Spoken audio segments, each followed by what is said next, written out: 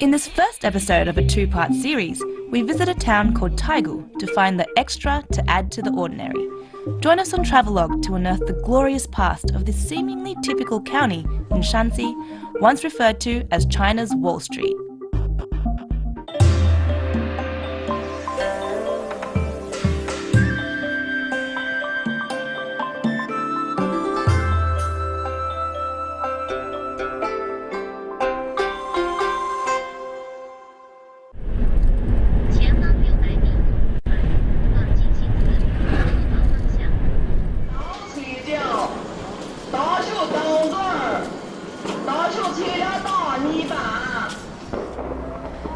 This is a county called Taigu in Shanxi province in northern China. It's an hour's plane ride from Beijing and an extra hour on the road as well.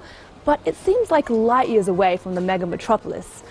You know, it's a timeless town, but it's not defined by landmarks or landscapes, but more so the locals and the land itself.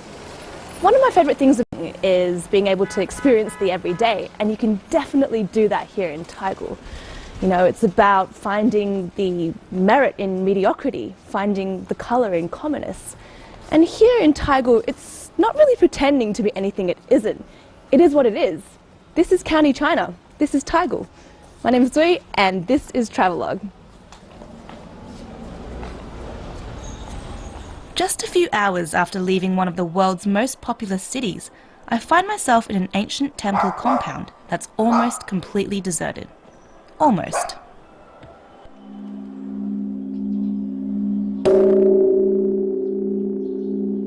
As the crow flies, I'm about 500 kilometers southwest of Beijing, and it's a bell of a contrast.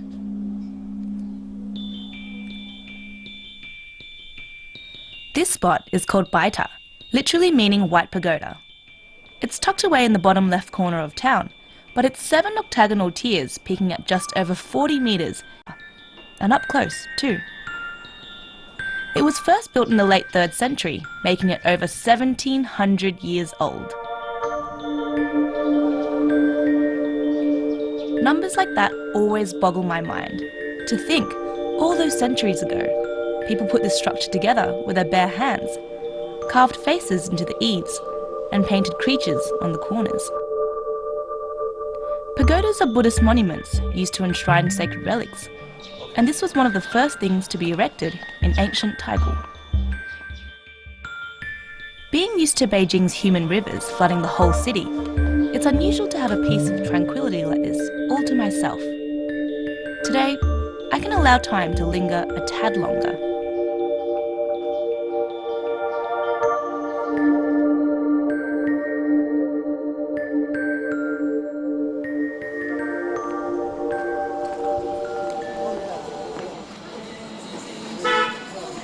But soon, I decide I'm missing a bit of human contact, so I go for a wander through the streets.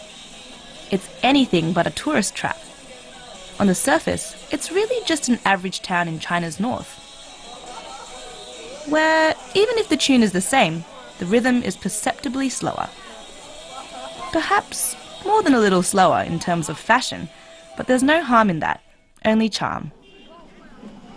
Of course, I'm drawn in by anything gastronomically related, especially if it comes pedalled on the back of a tricycle, accompanied by a blasting broken record.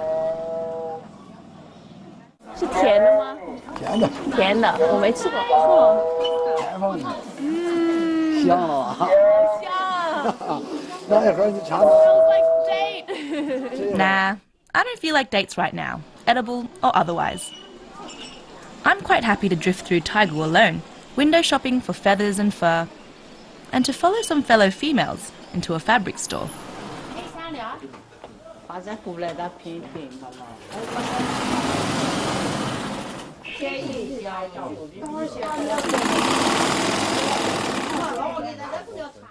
It's a time-worn, tumble-down repository of immaculately stacked cloth, and with the tired whir of an antique sewing machine, I've stepped back in time.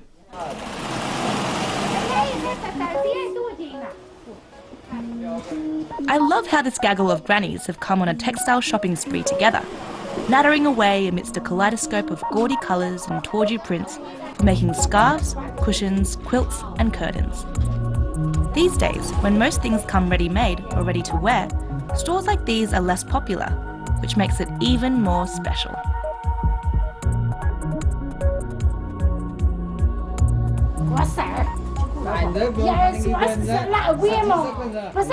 I'm thoroughly enjoying the friendly volley between the women and shopkeeper, although it becomes clear that I don't understand the dialect. 这个都卖完了，他们入口了，他们就会便宜点。哦，他们要便宜一点。所以找吃点找吧，再拿点吧，给他们拿点。一个人一个。再拿点嘛，再拿上点，没事。So friendly. 再拿上点，没事。Came into a shop to check out just everyday life and leaving with 再拿上 dates from his own garden. 不吃了，谢谢。没事，师傅不用。没事，不要。Even with a bag. 谢谢。没事。Oh, what a lovely chap. Came into his fabric store and I'm leaving with dates. 没事的。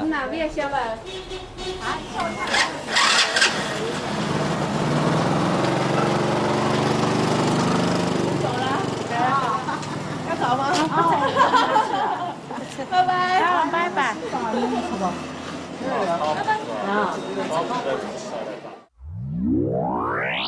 Coming up next, I uncover some of Taigu's rich history. And by rich, once upon a time, the richest in China.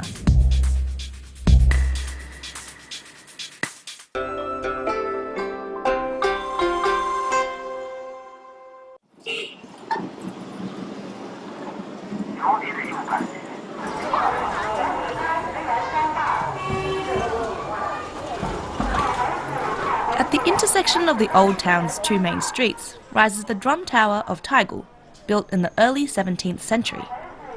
Despite being a little dusty and a little dishevelled these days, it's worth a sneaky peek. Plus, it's still a pretty decent vantage point over the area.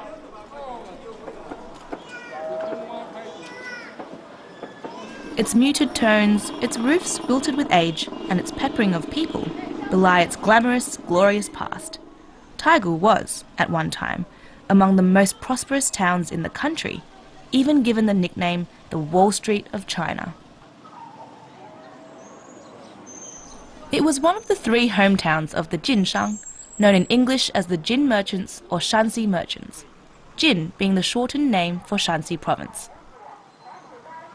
They were an entrepreneurial folk who became the nation's most powerful and prominent businessmen for half a millennium during the Ming and Qing dynasties.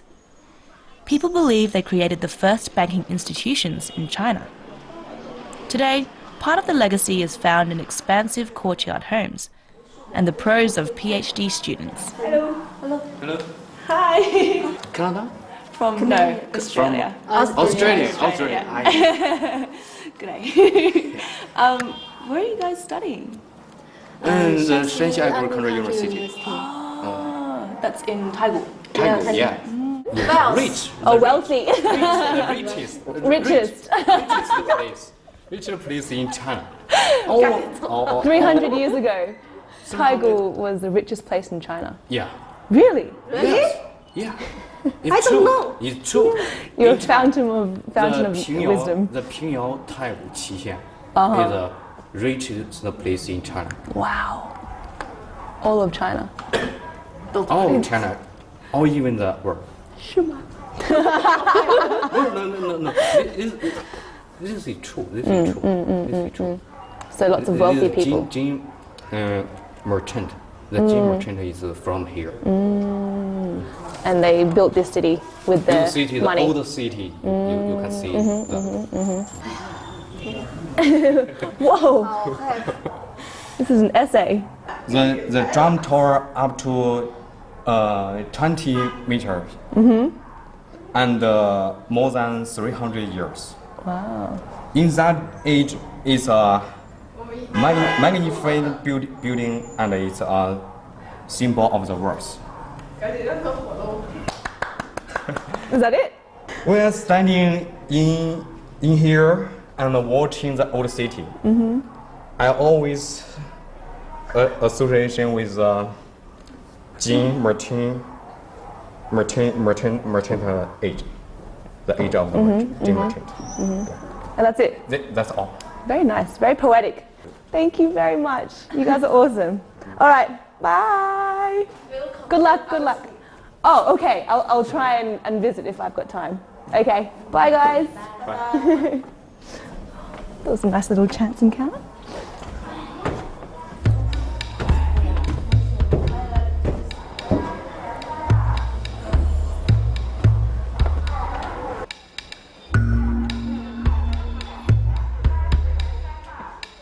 Down from the drum tower, I continue my moseying around town, trying to imagine what things would have been like back in the flourishing era of the Shanxi merchants. Taigu is less financially formidable these days, but the edifices that line the lanes are still rather imposing. And when I look closer, there's definitely a very ornate touch to them.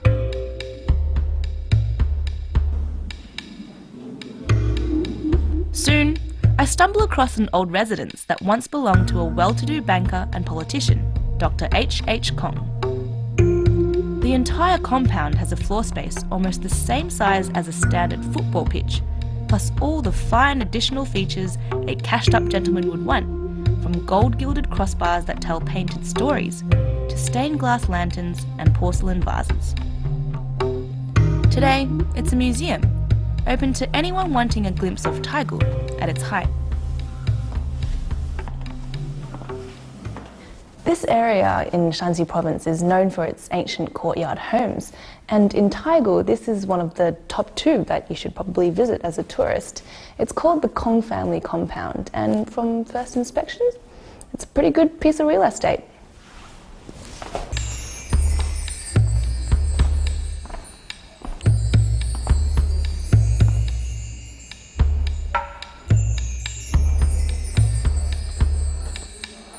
The Kong family compound is said to be the best preserved home built in a mid-Qing dynasty architectural style. Typical of a Shanxi merchant's dwelling, it rests on a north to south, east to west axis, sturdily constructed with thick timber pillars, stone brick walls and tiled roofs, expected to last for generations. Dr. H.H. Kong was a leading figure in the nationalist government during the 1930s and 40s. But not only that, in 1907 he'd founded the Mingxian School, which would later become Shanxi Agricultural University, where those PhD students are studying. Yep, I could definitely envisage him living in an ostentatious place like this.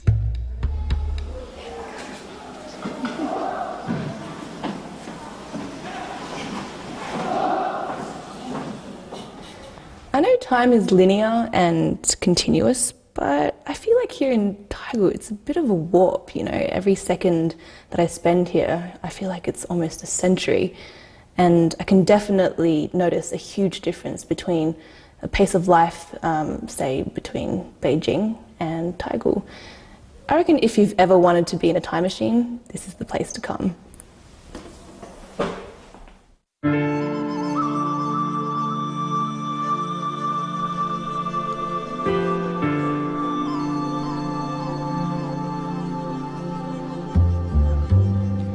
If I thought Dr. H.H. Kong's humble abode wasn't so humble, this one, just a short drive away, is even more deluxe. It's basically a castle. The super rich merchants needed high walls to prevent burglaries and attacks.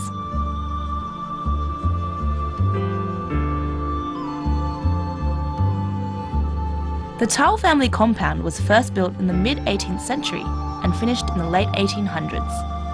It measures 98 metres north to south and 110 metres east to west, complete with a theatre and pharmacy. I mean, what ultra-loaded person would be content with just a book and medicine cabinet? And come on, who wouldn't want 277 rooms? Yes, that's right, 277. Even with 4 of me, it would take a week to visit them all.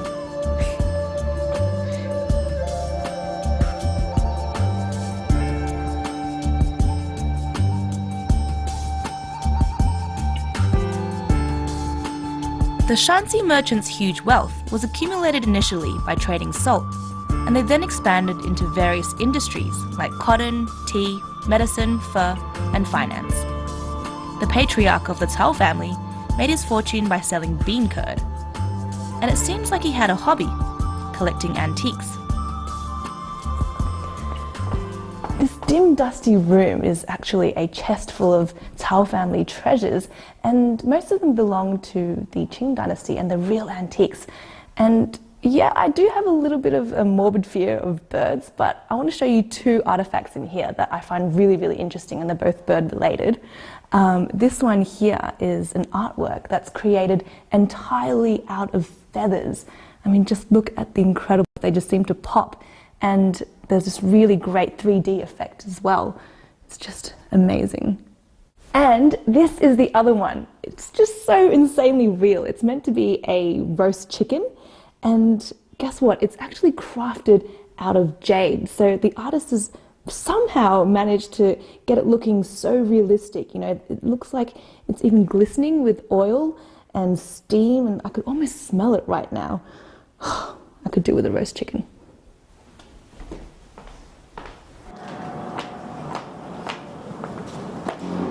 I can't find an operational kitchen, or a chicken to roast for that matter. Plus, it's getting dark, so I move on my way through the sleepy town before it actually falls asleep.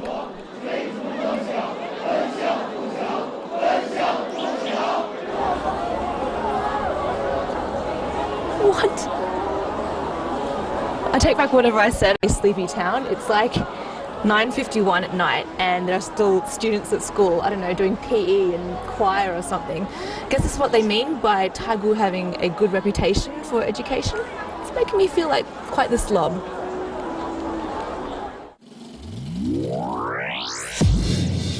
Coming up next, I'm given my own personal tour of a Shanxi courtyard home. 2 of them, actually, and get a literal taste of Taigu.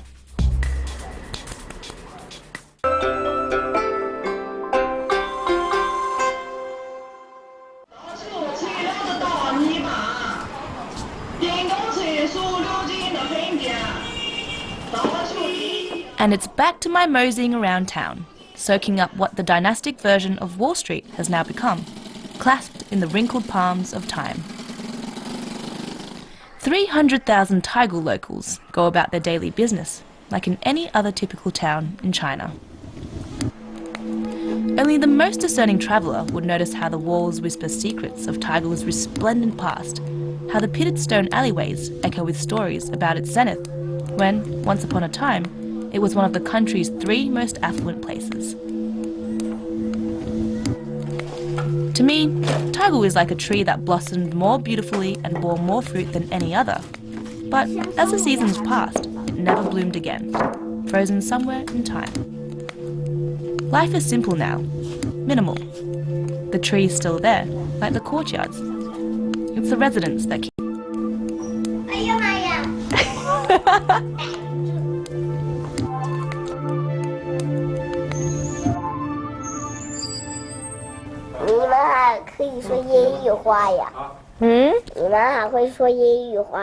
你知道澳大利亚在哪里吗？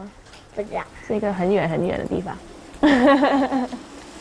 我是在那个里面。哦，圆圆，你带我看你的月啦啊！这是我家的那个爷爷种的花。哦，你爷爷种的花。这个哦，这个呢？慢一点，慢一点，过来。你好。是我那个奶奶家种的花。然后呢？狗在那，翻到了它出小狗不来。哦，你喜欢很可爱狗狗？我喜欢。大概一下。这是我朋友家。这个你朋友的家。已经不在了，他搬家了。哦，这么漂亮的院子。我们院子可能是最你从大的小，你从小就在这里住了吗？那个是我姥姥家，这有猫是，我的小猫。你的小猫。我给它起名叫小可爱。哦，可以进去吗？可以。真的吗？进来吧。这个是我爷爷，这个是我爷爷。您好，爷爷。在做饭啊。哦，跟签约了。哦。来吧。I feel so. Oh man, she's let us into her house. Poor grandpa's like, what's happening? 哦，这个是你的家？你睡哪里的？我睡这。这个啊，这个大床是你的啊？哇，啊，坐过去。不做了，我们不做了，我们要走了。这个是我收吧。好吧，不打扰你们了，我们走了，我们走了吧。I feel so bad. We've just intruded in her house. They live such little humps here, but they're just so lovely and so welcoming. It's tearing at my heartstrings. 那个楼上住的是我的男朋友。哦。我喜欢一个男朋友，因为他是我的。This courtyard that Yoye and her family live in, it actually used to be a bank, and that explains why there's a heavy-duty metal door behind me. It's, I guess, an early form of theft prevention dating back to around 300 years ago. And, you know, it was a vault, but Yoye doesn't know any better. She thinks that there are monsters behind the door, right? 你怕吗？不怕。不怕。晚上的时候怕吗？你不是说里面有什么鬼吗？当然有鬼了。有啊。好，走。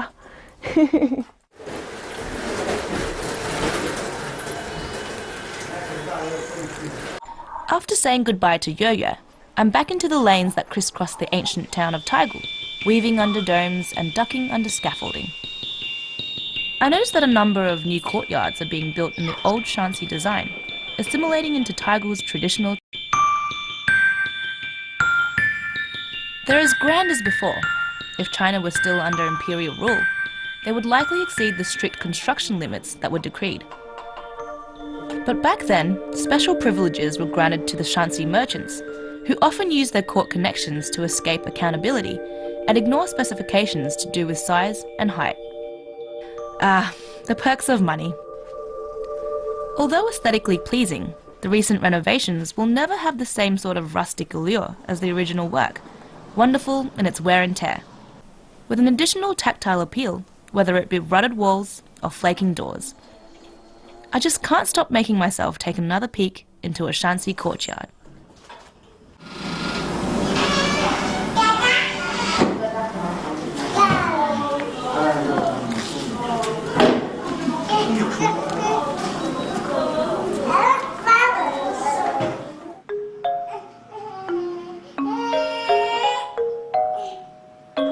It's the archetypal example of everyday existence in an old county, except right now, I'm seeing double.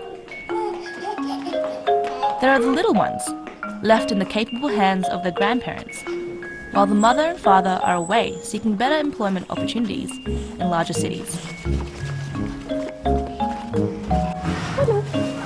Hundreds of millions of families across China have a similar arrangement, though I'm sure much fewer involve twin boys in a gorgeous courtyard that once wasn't home to several separate households, but just one Shanxi merchant and his kin. 他们真的一模一样，我分不到。啊，这个是老大，这个。哦，你怎么看得出来？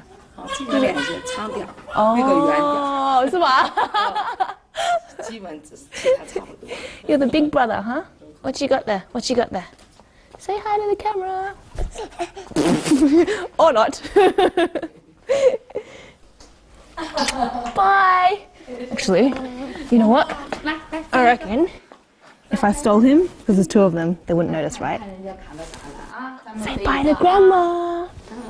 All that back-breaking baby interaction has gotten me feeling peckish, so I hit the streets searching for a local. Before long, I find myself in a tiny, dim room that smells like a bakery, but sounds like a metal processing plant. It turns out I'm in a kind of bakery, but we're dealing with stones, not steel. This man is making shutobing, literally translated as stone biscuits. At first I thought perhaps I would be breaking my teeth on a packet of rock-solid, pebble-shaped goodies, but this is something different.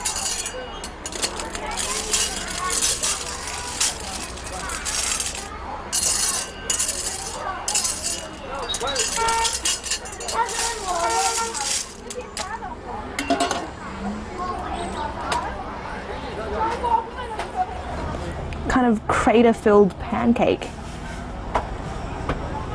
怎么卖啊，师傅？你的石头饼怎么卖？嗯，2块钱一个。2块钱一个。哎，对。Thank you. I mean， 谢谢。很香。Yum. I mean, it's just a biscuit, but it's really crunchy. 这怎么做的？就是面粉。对，面粉跟水。啊，对。奶。Super simple and 奶。哦，牛奶吗？啊。It's got meat. I wish it had meat on it. It's got milk on it. Milk in it. It's so good that I can't speak English anymore. I'm freakish. Hands and mouth full, I step back into the daylight, the Taigu drum tower in the background. Nothing much makes me happier than a street-side feed while people watching. Followed by random chit-chat with a local.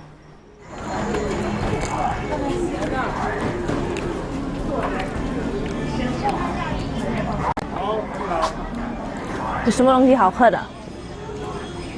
有什么泰国饮料吗？没有泰国的。哦，你吃过这个吗？吃过，隔壁。在隔壁。您是这里的本地人吗？本地人，我在这住了40年了。40年。哦。这个店呢？这个也开了。开了20多年了。20多年。哦，20多年。哇，生意应该挺好的吧？不行，现在不行，现在不行。但是在那个小学隔壁。不行，现在都不行。马马虎吧。我已经退休了。哦。马马虎，卖几个算几个。哦，退休了吧？好，谢谢，拜拜。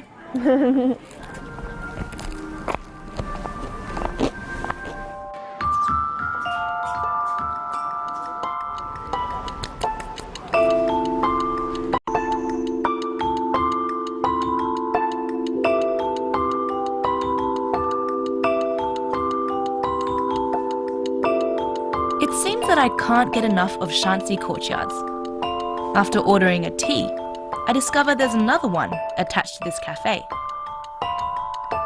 It's a fresh reminder that there's more than meets the eye in this town called Taigu. It's about finding the merit in mediocrity, the colour in commonness, remember? So far, on the way, we've found a glorious, glorious past. Looks like Taigu residents will always have this deep-rooted love for courtyard homes. This one's newly built, and it's done so in really local architectural style. It's got a really nice nighttime ambience too, doesn't it? Good night for now, and catch you guys next week.